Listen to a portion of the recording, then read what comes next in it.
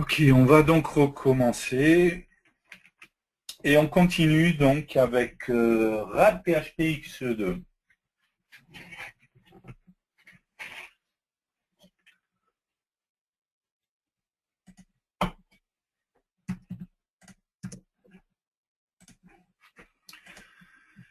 Donc on va passer sur RAD PHP et on va voir un petit peu les nouveautés qu'on a et notamment sur la partie développement pour mobile. Donc juste pour faire un petit rappel de ce qui existe sur RAD PHP X2.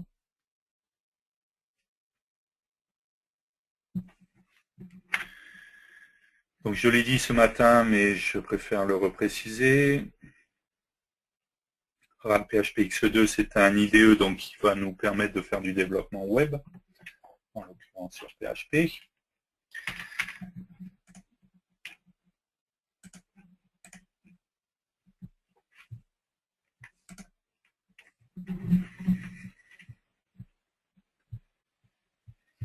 Et par contre, comme je l'ai dit ce matin, on va bien coder en PHP et pas en Delphi. Donc on a un IDE par contre qui reprend complètement la philosophie et le système d'utilisation qu'on peut avoir sur Delphi, à savoir un RAD, un système de composants. Je vais poser mes composants en faisant des drag and drop, je vais définir mes propriétés, je vais définir des événements. Et par contre, toute la partie code se fera bien en PHP ou en JavaScript. Donc si je m'amuse à faire par exemple fichier nouveau autre, je vais voir, donc on l'a vu ce matin, que j'ai possibilité de créer un RPC à l'application, donc RAD PHP Component Library application. J'ai possibilité de créer des packages aussi, ou voire de créer des composants, puisqu'on a dit qu'il y avait une librairie de composants qui existait, qui vont me permettre justement d'utiliser le système du RAD, de poser les composants.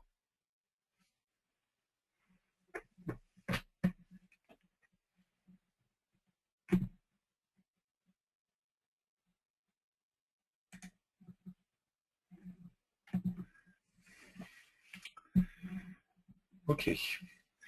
Je suis donc sur une page. Comme dans Delphi, je vais retrouver la palette de composants. Je vais retrouver un gestionnaire de projet. Je vais retrouver également un explorateur données. Et je vais pouvoir donc venir poser mes composants, définir leurs propriétés, mettre mon code.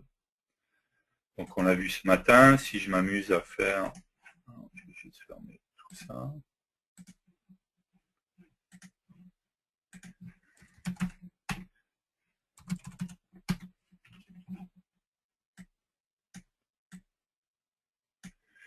Donc je vais retrouver comme dans Delphi les assistants pour aligner les guidelines.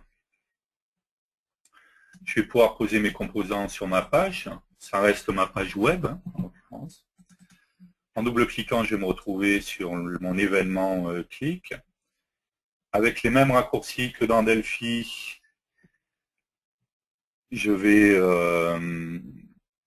passer du code aux sources, par exemple avec F12, où on va retrouver les mêmes habitudes que l'on a dans Delphi. Et bien entendu, on est dans le RAD PHP, on n'est pas dans Delphi. Je vais retrouver la complétion de code. Et par contre, on voit bien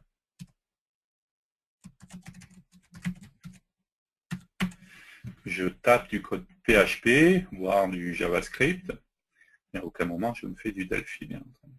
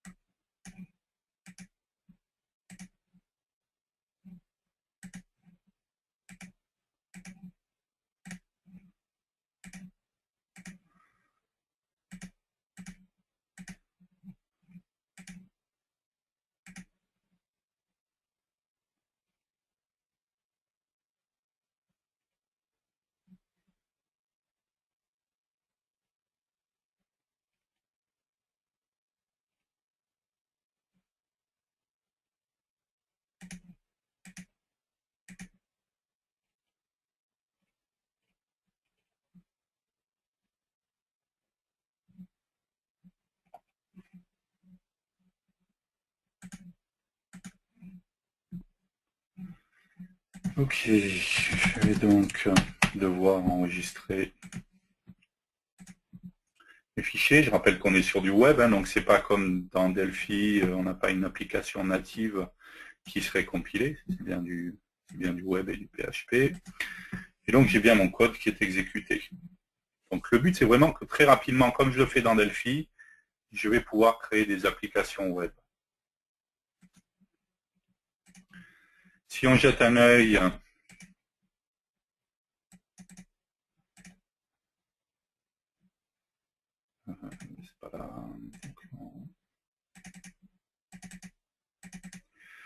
aux fichiers qui ont été générés, je vais retrouver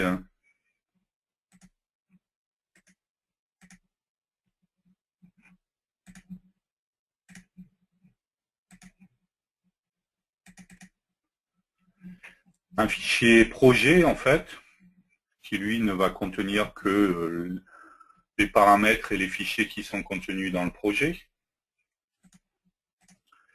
Je vais retrouver un fichier PHP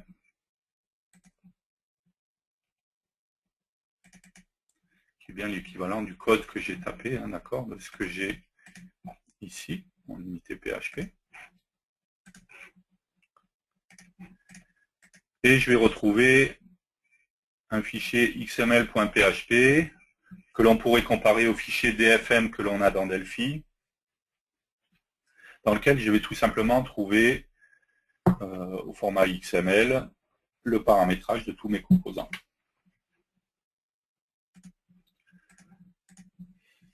Bien entendu, on a donc, on l'a dit, toute une série de composants qui existent et qui sont livrés en standard. On retrouve les composants classiques que l'on a dans Delphi. On va retrouver des images listes, des données, des trackbars, des images, des boutons, des charts également, des checkbox, ainsi de suite, des mémos. On va retrouver des composants d'accès aux données, d'accord, database, data source, table, query, comme on a l'habitude d'avoir en Delphi en fait. Et des grilles, au cas où on va y avoir des grilles. On a des composants d'accès aux données qui sont spécifiques à certaines bases de données, comme Interbase, MySQL, Oracle. On va retrouver des composants qui utilisent le framework jQuery. Les scripts JavaScript jQuery. On a une série de composants pire aussi qui sont un peu plus sympas. Des composants Zend qui vont me permettre de dialoguer avec le framework Zend. Et on l'a dit ce matin, toute une série de composants qui est dédiée à tout ce qui est mobile. On trouve également, ça fait partie des nouveautés, il y en avait déjà une partie la dernière fois, mais il y en a encore plus maintenant, une série de composants QoXDo, qui en fait sont beaucoup plus sympas au niveau design et ont beaucoup plus de paramétrage et d'événements que les composants classiques. Si je prends un bouton par exemple, ok, pareil sur un QEdit, on va voir déjà à l'exécution, voilà, on voit qu'on a des effets, voilà, le contour sur l'édit, sur les boutons, ce genre de choses. Et on va voir également, si je m'amuse à comparer avec un composant traditionnel, si je regarde les événements sur le composant edit classique, j'ai quelques événements. Je l'ai dit, il y a des événements JavaScript qui vont être des événements qui vont utiliser Ajax. Si je prends les composants QoXDo, on voit que déjà, rien que dans les événements, j'ai beaucoup plus d'événements que ce que je pouvais avoir dans les composants standards. Également dans les JavaScript, c'est la même chose pour le bouton. Si je m'amuse à comparer, on voit que la différence des événements, ça n'a rien à voir. Donc voilà, donc c'est des composants qui sont qui reprennent à l'identique à peu près ce qu'on a dans les composants standards, mais au niveau design et au niveau fonctionnalité, offre beaucoup plus de choses. On trouve pareil, hein, des previews, des edits, pas mal de choses. On a dit également, on a toute une série de composants qui permettent de créer des applications Facebook. Et on a également des composants DataSnap qui vont me permettre de me connecter à un serveur d'application DataSnap. On va faire un test tout à l'heure.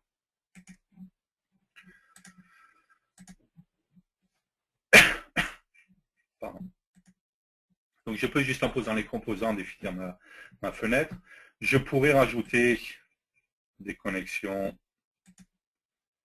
à mes bases en faisant par exemple ajouter une nouvelle connexion. On va l'appeler code 5. Je vais faire modifier ma connexion. Donc j'ai une base de données qui doit se trouver en Embarcadero, Interbase, Example, Database.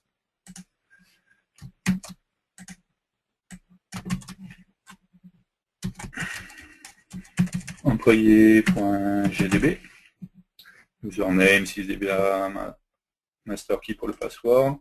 Je vais faire un test de connexion. Ok, on est bien connecté. Donc comme dans Delphi, je vais pouvoir accéder à la liste de mes tables, à la liste de mes champs, des index et ainsi de suite. J'aurai possibilité de me trouver sur une fenêtre SQL dans laquelle je pourrais construire une requête SQL graphiquement. Ça, c'est le même genre de choses que ce qui existe dans Delphi. Je pourrais par exemple dire, je vais prendre les employés,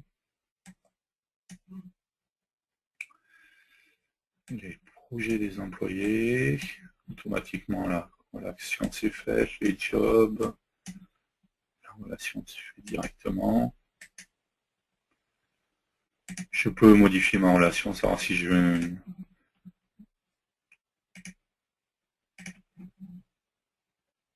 une requête avec une sélection à droite ou à gauche. Je vais trouver ici, dans la partie code, ma requête qui se construit dynamiquement. Au fur et à mesure que je pose et que je sélectionne. Donc là, je n'ai pas sélectionné beaucoup de champs, mais en l'occurrence même aucun. On pourrait même rajouter le projet, là par exemple, projet name,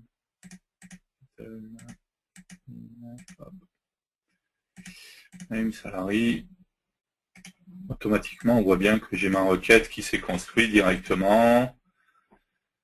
J'ai mes inner joins qui ont été faits pour les liens. Hein, j'en ai différents ici.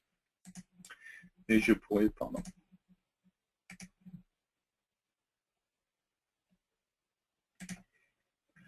Sur chaque champ, dire par exemple, si au lieu de first name, dans l'alias, je voulais prénom, dans last name, je voulais nom, et ainsi de suite. Je pourrais mettre les ordres de tri, les groupes, les critères, et ainsi de suite. Et si je vais sur data, pardon, je vais retrouver le résultat de ma requête SQL. Ça, c'est des choses qui existent dans Delphi et qui ont été portées et qui existent maintenant directement dans le RAD PHP. Donc, ce qui me permettrait, par exemple, de faire un copier-coller de ma requête pour aller le mettre dans un composant SQL Query, par exemple.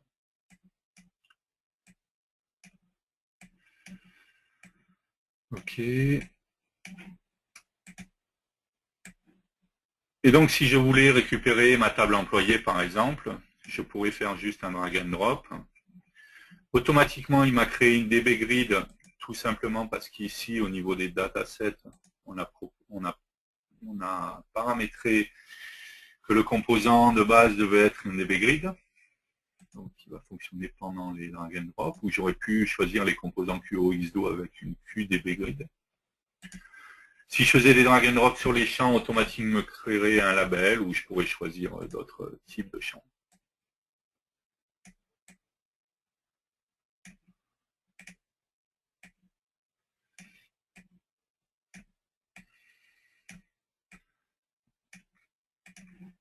Ok, donc si j'exécute mon application,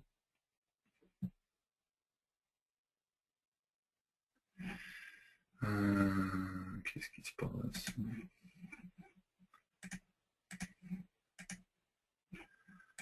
fait, j'ai l'impression, on va faire un test. Juste vérifier que le service est bien lancé.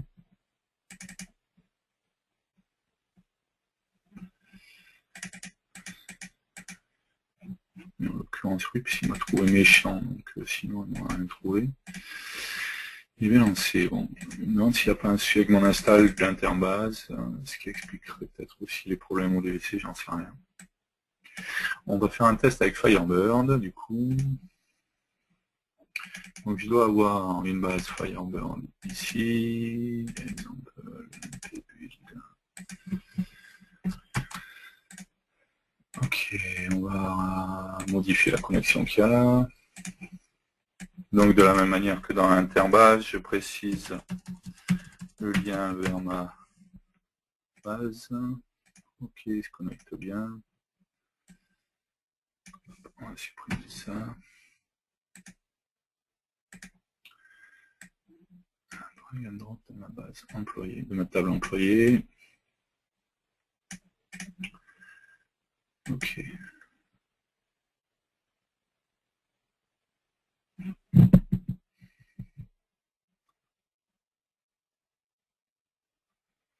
Bon, décidément. Aujourd'hui, il a décidé qu'il ne voulait pas.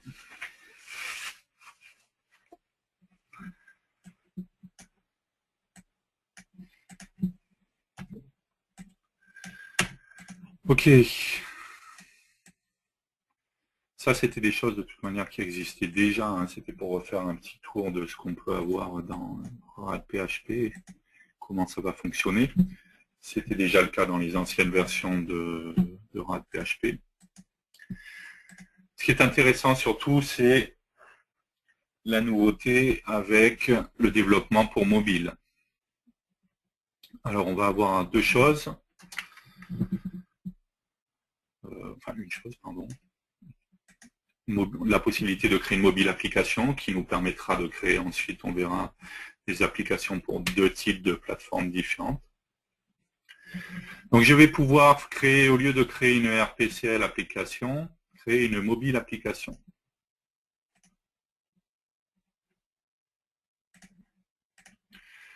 Je me retrouve donc avec une unité. Je vais aller enregistrer mon projet.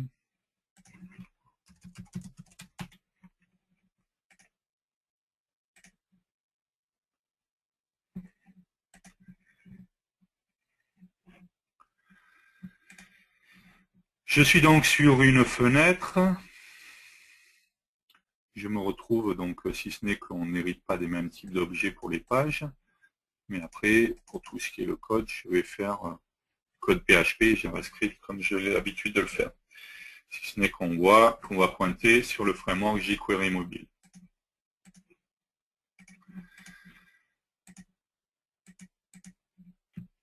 Donc quand j'ai créé mon application, on l'a vu tout à l'heure, dans la barre de composants, j'ai toute une série de composants qui sont dédiés au mobile. Tous ces composants utilisent jQuery Mobile. Un petit rappel pour ceux qui ne connaîtraient pas.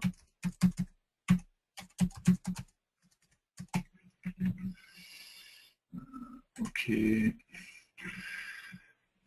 Donc jQuery Mobile, c'est un framework basé sur JavaScript et sur jQuery, mais qui est optimisé pour tout ce qui est mobile, à la fois téléphone, à la fois tablette et autres.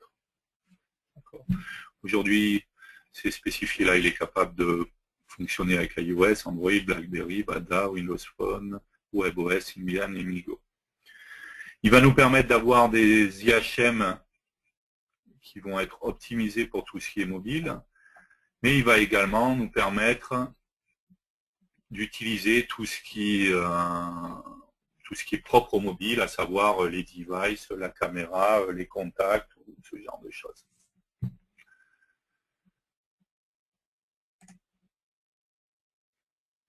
Et on le voit bien, on se retrouve avec un design qui va utiliser le tactile, qui va être plus optimisé pour tout ce qui est mobile. Donc c'est toute cette série de composants qu'on va retrouver ici dans la partie mobile. Et dans la partie mobile AdWords, on va trouver les composants qui vont me permettre d'interagir avec mon téléphone. Alors, on ne va pas rentrer dans le détail de tous les composants jQuery Mobile, puisqu'on a une session qui est dédiée là-dessus dans la semaine, où on verra un peu plus en détail tous les différents composants qu'on a. Mais ce qui est intéressant, c'est que si on regarde, je vais donc, je ne sais pas, prendre les boutons, edit, peu importe.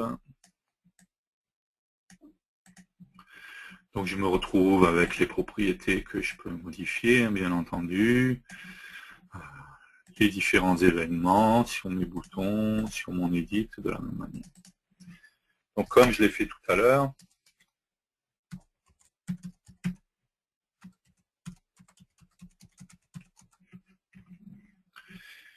donc je l'ai déjà reprécisé, c'est du PHP et pas du Delphi, donc pas de deux points égales.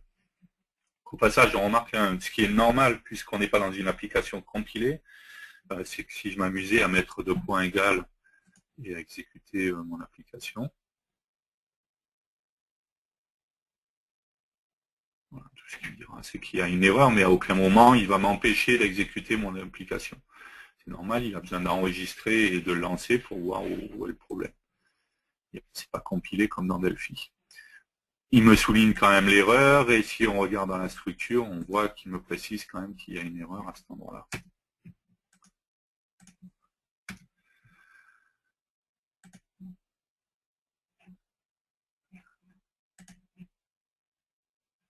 Ok, donc si j'exécute mon application, bien entendu, ça reste une application web, d'accord, que je peux déployer n'importe où sur un serveur qui aura besoin de PHP, c'est tout. Hein. Mais ce qui va être intéressant, on va le voir un petit peu plus tard, c'est qu'on a la possibilité également de créer une application native pour Android ou pour iPhone, pour iOS plus généralement. Si je voulais déployer juste de cette manière-là, je pourrais décider également de faire un site web qui soit dédié au mobile, d'accord, mais qui reste un site web, pas une application native. J'ai dans ce cas-là un déploiement wizard, dans lequel je vais pouvoir choisir un répertoire de sortie.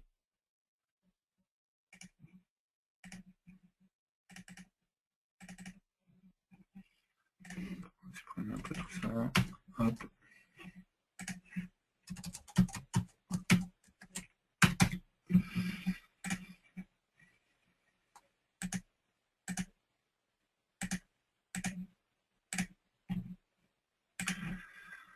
Je vais faire suivant. Il va me faire un petit rapport pour me dire tout ce qui va être pris en compte. Et ensuite, si je retourne voir dans mon répertoire, je vais donc retrouver mon fichier PHP, bien entendu.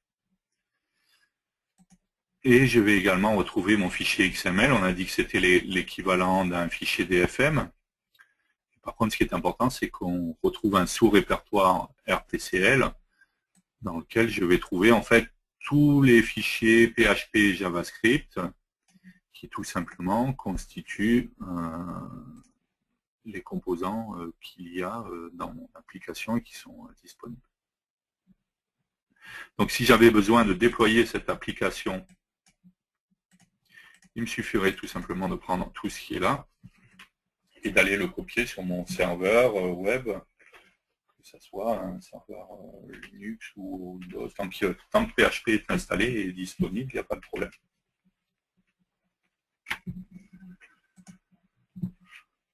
Quand on a créé l'application par défaut, il nous a proposé un background, on a possibilité de le modifier. C'est juste une question de taille de fenêtre. J'ai possibilité, si je veux, de préciser un nouveau device. Si j'ai une application avec un certain format pour je sais pas, une tablette par exemple avec un format particulier qui n'est pas listé là, j'aurai possibilité de le créer et de l'utiliser ensuite. Et ça va juste me modifier la taille de ma fenêtre et ça s'arrête là. Ça ne change strictement rien au niveau au niveau du projet. Ça changera en fait dans le déploiement quand on prend l'iOS à la rigueur, mais c'est tout.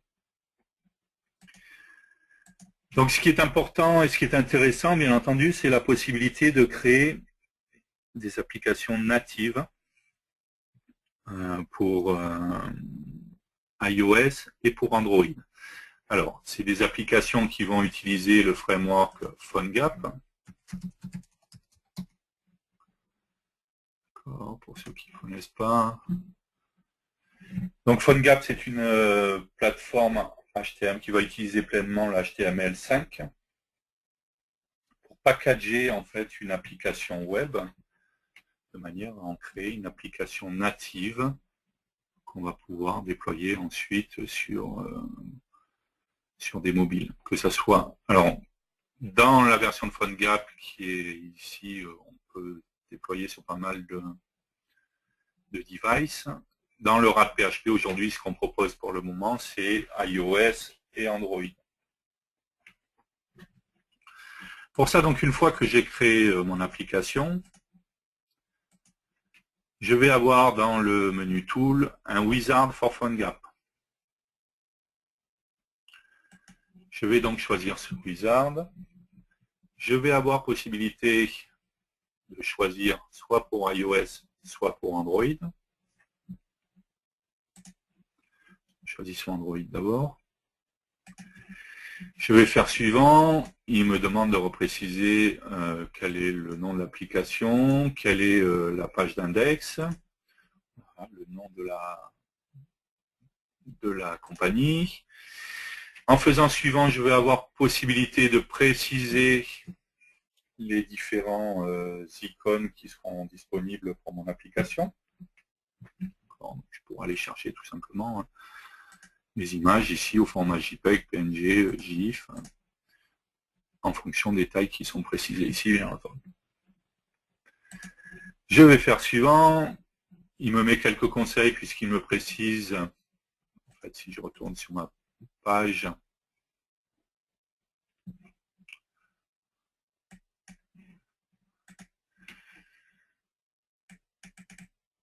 j'ai toute une série de propriétés sur ma page et j'en ai une notamment qui est Use Ajax.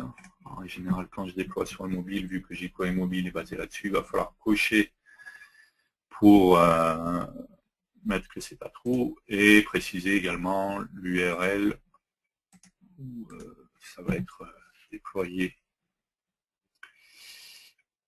Je reviens dans mon wizard. Je reprends Android. Ok, suivant. Je vais préciser un répertoire de sortie. Hop.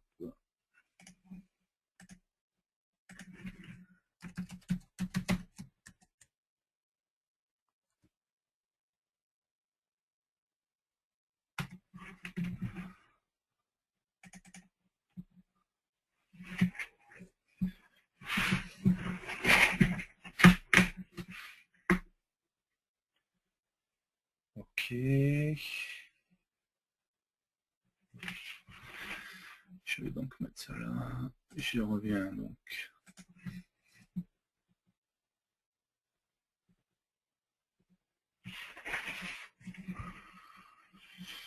Où c'est que je suis? Hop.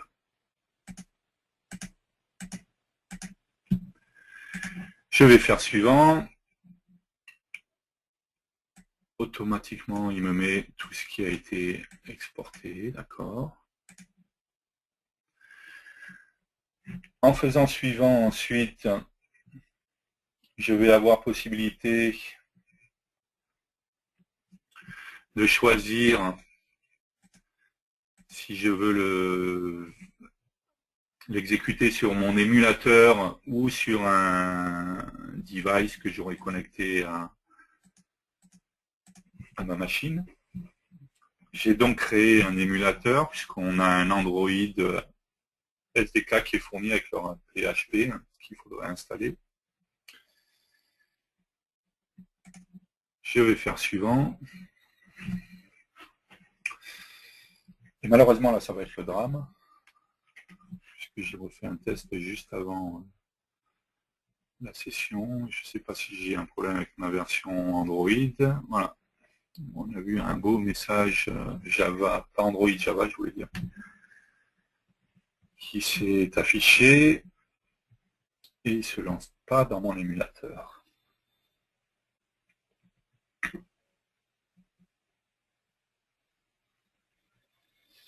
Alors,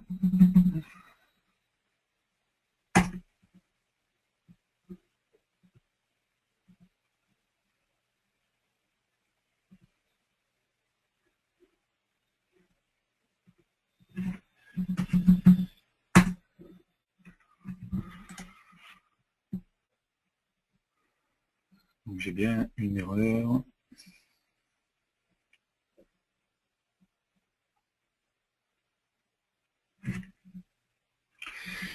On remarque quand même, si je reviens dans le répertoire que j'ai créé,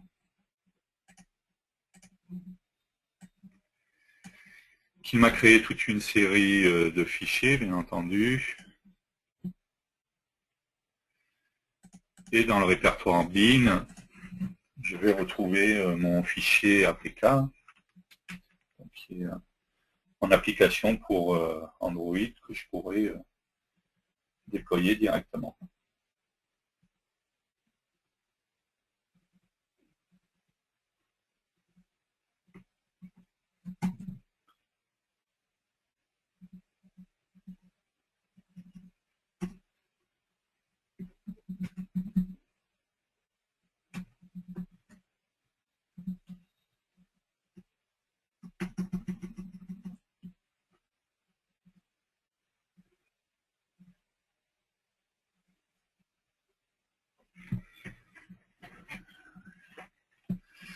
Alors, je vais juste essayer de faire quelque chose.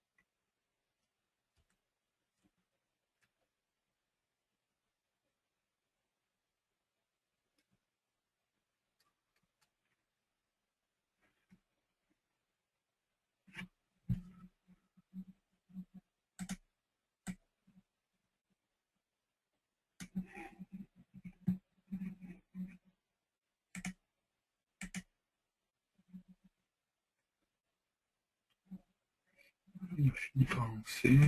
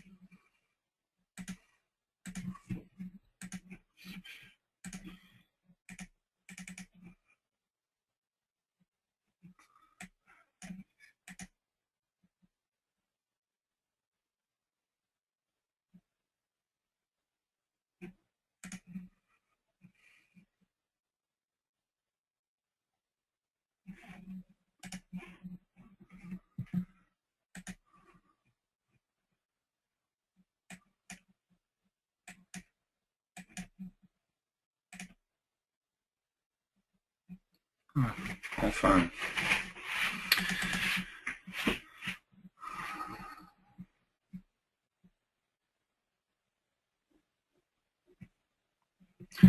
Il est un peu long. Voilà. Ah, voilà, pardon.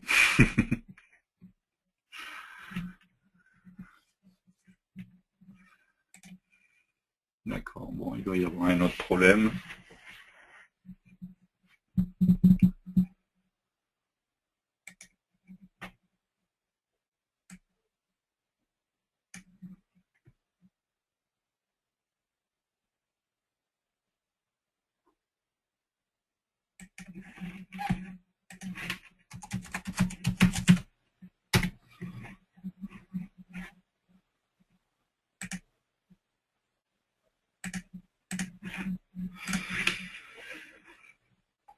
Le principe, en tout cas, c'est celui-là. Si j'avais envie de créer une application, je dois avoir un souci avec mon émulateur. Je revérifie ça. Si je voulais créer une application pour iOS, ça serait la même chose. Je reprendrai un wizard for PhoneGap. Cette fois, je choisirai iOS avec la version d'iOS sur laquelle je souhaite déployer. On a par contre une petite nouveauté. Je vais juste aller là.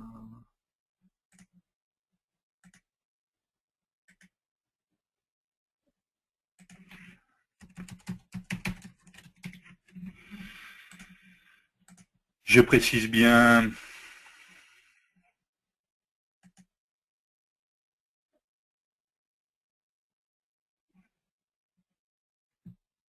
le nom de l'application, le nom de la compagnie. Je devrais préciser également l'Apple Developer ID. Je rappelle qu'à partir du moment où vous voulez développer sur iOS,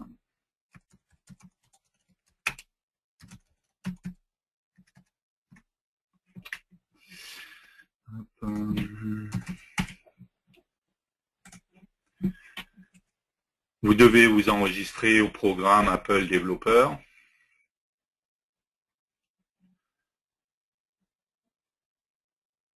Au passage, vous faites un petit chèque à Apple.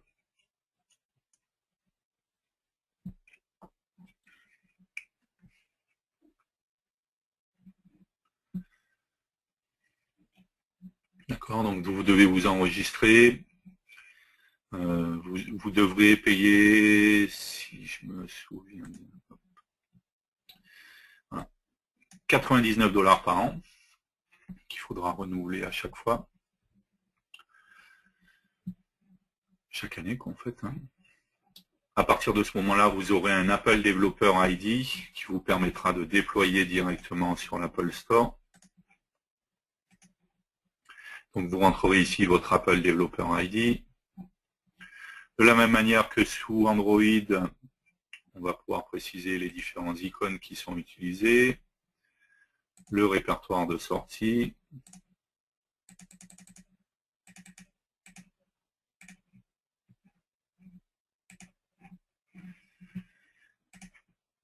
et automatiquement, donc, il va me générer en fait des fichiers Xcode qu'il va falloir que j'aille recompiler sur Xcode et que je pourrai ensuite déployer sur mon application, sur mon Apple Store. D'accord, donc ça demande bien entendu à avoir un Mac, mais ça reste en général, à partir du moment où on veut faire du développement, que ce soit sur Mac ou iOS, ça reste pratiquement obligatoire. Donc ça, c'est une des nouveautés, une des grosses nouveautés du RAD PHP XE2, la possibilité de créer une application pour mobile. D'accord, iOS ou Android, et on l'a vu, ça peut être soit une application web classique, quoi, en fait, mais une appli native également packagée avec PhoneGap. Ce qui est également intéressant à faire avec le RAD PHP, c'est la possibilité, donc on peut le faire dans une application mobile, bien entendu, ou dans une application web plus classique, de dialoguer avec un serveur DataSnap. Pour ça, j'ai possibilité d'utiliser DataSnap REST client module. On va juste vite fait, avant que la session se termine, retourner sur Delphi. Donc je suis dans Delphi. Je vais juste ici créer un serveur DataSnap REST. Prendre une application SQL autonome. On reviendra là-dessus de toute manière sur toute cette partie-là, puisqu'on a une session sur DataSnap. Je vais enregistrer ça sur... Hop.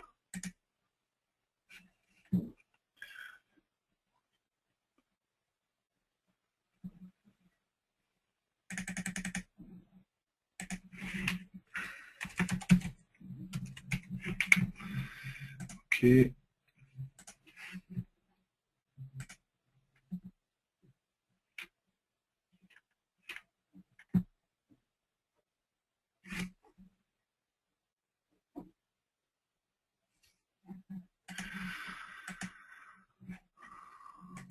Ok, ici j'ai un serveur method unit, c'est ici que je vais mettre les fonctions du serveur que je mets à disposition des applications clientes.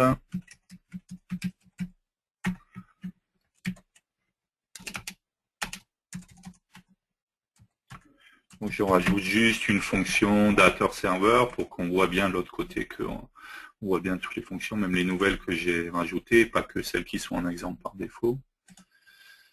Ok.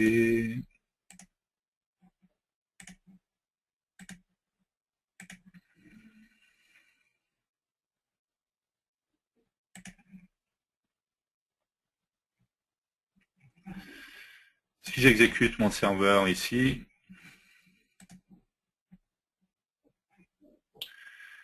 donc mon serveur est là, il est lancé, et j'ai possibilité en fait dans RAD PHP de faire new user, dans PHP file de faire datasnap REST client module. Je vais préciser quel est le protocole que je vais utiliser, HTTP ou HTTPS. Quel est le langage, en quoi je veux qu'il génère les classes qui vont correspondre. Est-ce que je veux que ça soit du PHP ou du JavaScript? J'ai également possibilité, dans le cas du PHP, de cocher la case ici, Generate Pure PHP Code, ce qui me permettra en fait de générer du code PHP pur qui ne dépendra pas de la librairie de composants qui sont intégrés dans RAD-PHP. Ce qui permettrait du coup de réutiliser ce code dans une autre application PHP. Je vais préciser quel est l'autre. 80-80, si je ne me trompe pas. J'ai pas de username, j'ai pas de password.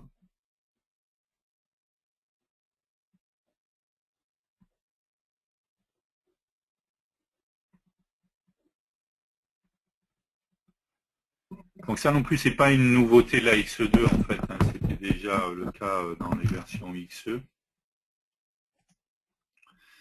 Je me retrouve ensuite avec un data module, avec un composant qui me permet de faire la connexion.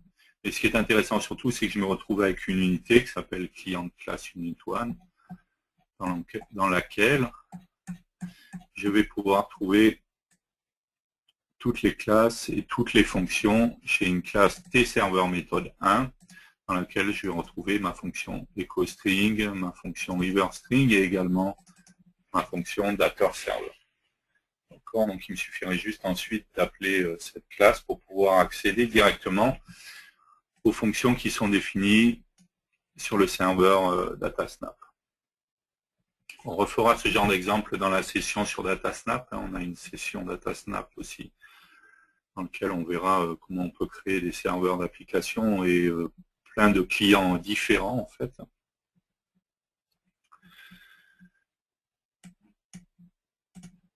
Voilà, c'était un petit tour du RAD-PHP.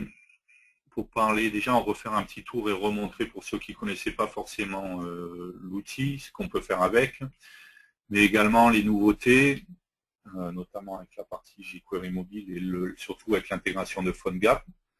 Pour jQuery mobile, on a une session dédiée où on va faire un tour un petit peu des composants et voir ce qu'on peut faire avec, et le look que ça va permettre de donner à nos applications.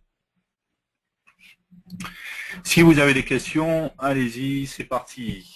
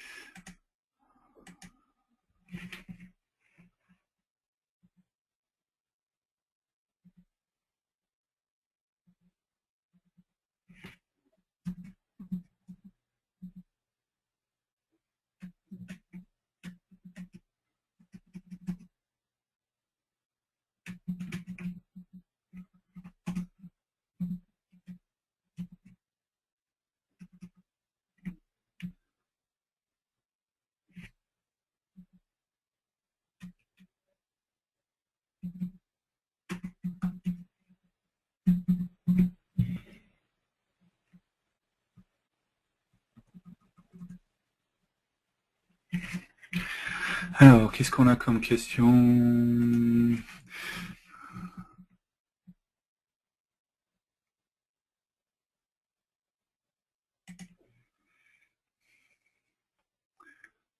Est-ce que l'outil de déploiement permet de signer l'application Android? L'outil déploiement permet de générer l'application, mais ne déploie pas directement sur le market. Il y a marqué après prendre en charge toutes les manips du market. Donc après, c'est à vous d'aller déployer sur le market. L'outil permet surtout de packager l'application.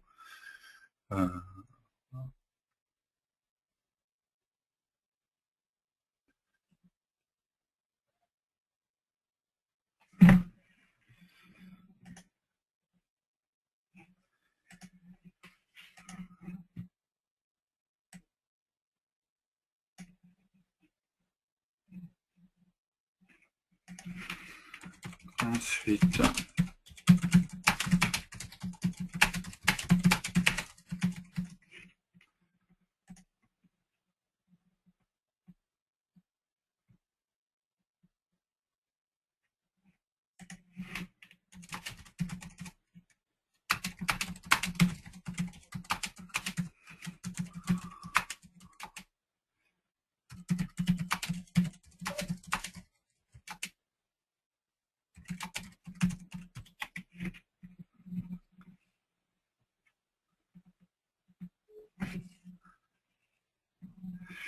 On peut aussi créer une application iOS avec FireMonkey. Alors pourquoi utiliser Delphi PHP? C'est deux choses complètement différentes. Dans RAD PHP, on va créer une application web avant tout. On a possibilité de la packager avec PhoneGap, mais à la base, ça reste une application web. Dans Delphi, on va créer directement une application native. Ensuite, dans Delphi, on va pouvoir créer une application que pour iOS et pas pour Android. Alors que dans le PHP, avec PhoneGap, on pourrait le faire. Maintenant, le RAD PHP permet surtout de créer des applications web à la base.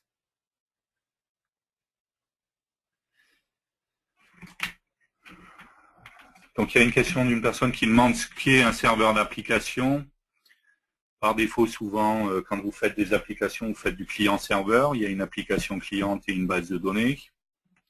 Quand on fait du multi-tiers, qu'on a 3 tiers, entre l'application et la base de données, on va rajouter un serveur d'application.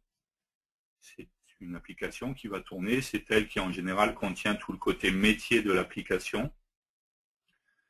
Et ça permet de soulager l'application cliente, ça permet de centraliser à un même endroit la connexion à une base, et ainsi de suite.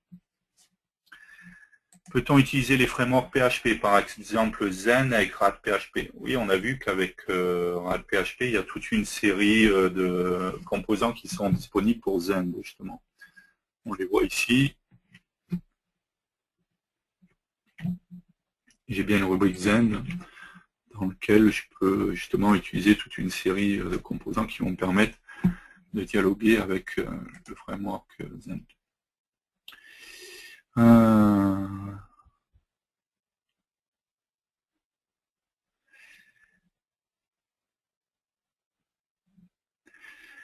Pour Android, pourquoi n'y a-t-il pas ou y aura-t-il comme dans le SDK un compile en fonction de la version d'Android?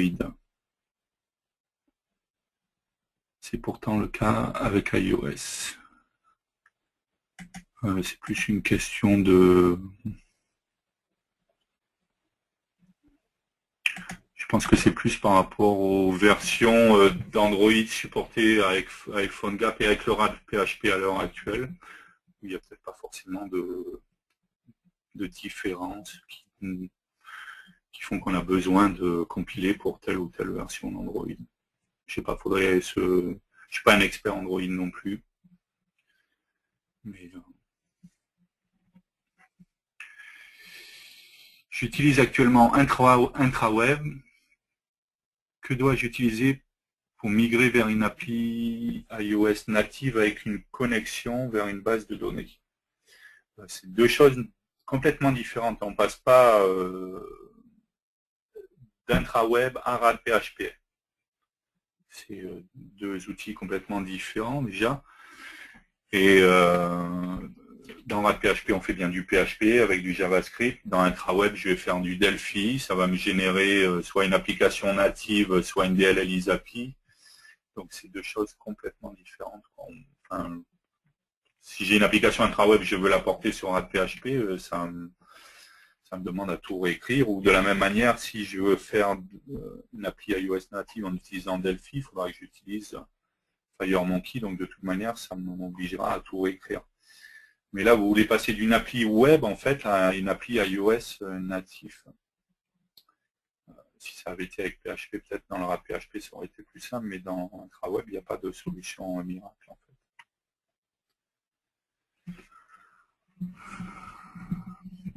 Peut-on faire un site web de A à Z, index PHP, toutes les autres pages, intégrer du CSS avec RAD PHP? Bien entendu, on peut mettre, si on regarde sur les pages, en fait,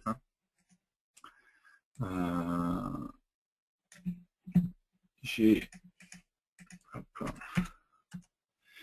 un composant, voilà, qui est un composant style sheet qui va me permettre de pointer vers un fichier CSS et je pourrais le prendre en compte.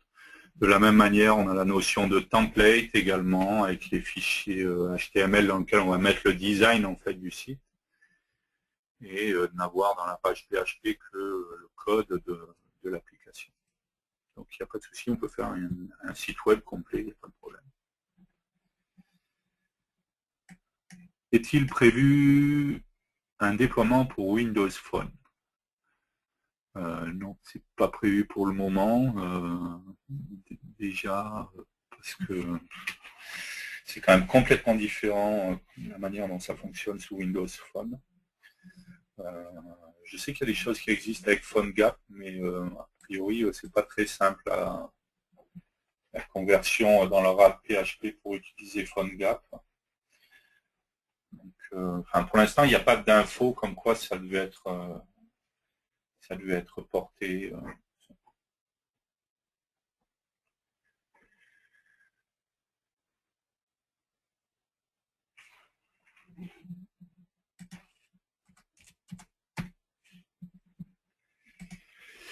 D'autres questions?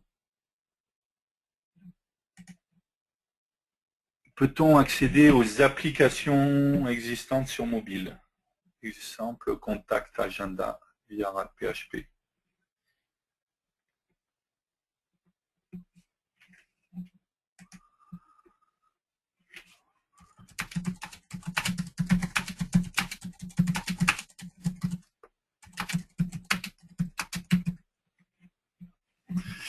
Donc on l'a dit tout à l'heure, je l'ai vu, je vais vous montrer, pardon. Dans mobile hardware, j'ai toute une série de composants qui vont me permettre justement d'accéder aux informations. Hein. J'ai les contacts, voilà, toute une série de choses qui vont me permettre d'accéder aux fonctionnalités internes du mobile. Les contacts, la caméra, base de données, ce genre de choses. Donc il faudrait que j'utilise ces composants-là.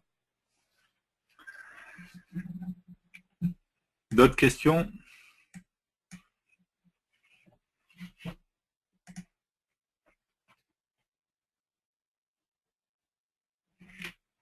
Ok.